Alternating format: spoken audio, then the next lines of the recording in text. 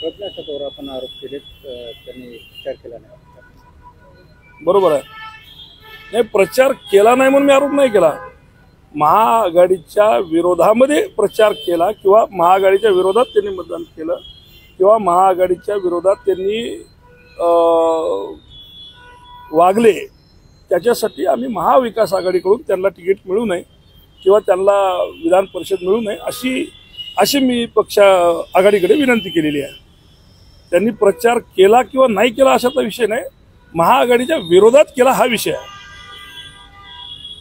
दुसरं खासदार सुभाष वानखेडेंनी माध्यमांशी संवाद साधला. ते म्हणले की पक्षाने जर उमेदवारी दिली तर मी भोकर, हदगाव, हिंमतनगर पण नांदेड उत्तर लढवणार. आपण कोण्या पक्षाकडून? शिवसेना उद्धव बाळासाहेब ठाकरे. उद्धव बाळासाहेब ठाकरे गटाकडून आघाडीचा विषय आहे तो.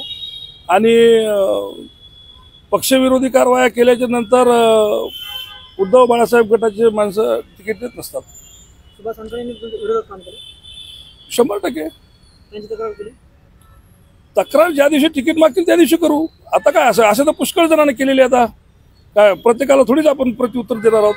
ज्या दिवशी महाविकास आघाडीचे कोणी तिकीट मागतील त्या दिवशी ज्या ज्या लोकांनी कामं केले नसतील किंवा विरोधात कामं केली असतील त्याबद्दल तक्रार नक्की करू.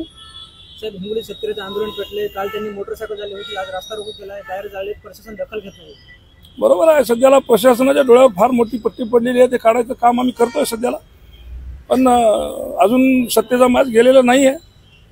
त्यामुळं शेतकऱ्याला तर उतरावंच लागेल. आम्ही त्याच्यासोबत आहोत, आम्ही त्याच्यासोबत उतरणार आहोत. आज राज्य सरकारने अर्थसंकल्प सादर केलाय आणि घोषणा केल्या, काय वाटतं? आता राहिले तर 2 महिने का देणार नाहीत? काही घोषणा करून ठेवायला काय अडचण आहे?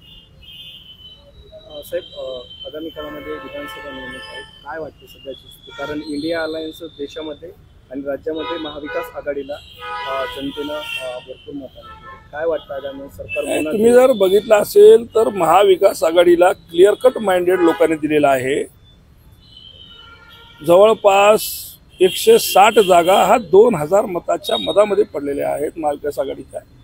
त्यामुळे जर बघितलं गेलं तर 60 जागा अशा आता की जे बिलकुल 500 मताच्या आत आहेत. तर अशा वेळेस काय लोकांना माइंडेड दिलं आपल्याला सगळ्याला कळून चुकलेलं आहे. विधानसभेत तेच असणार आहे, दुसरं काय वेगळं चित्र राहणार आहे?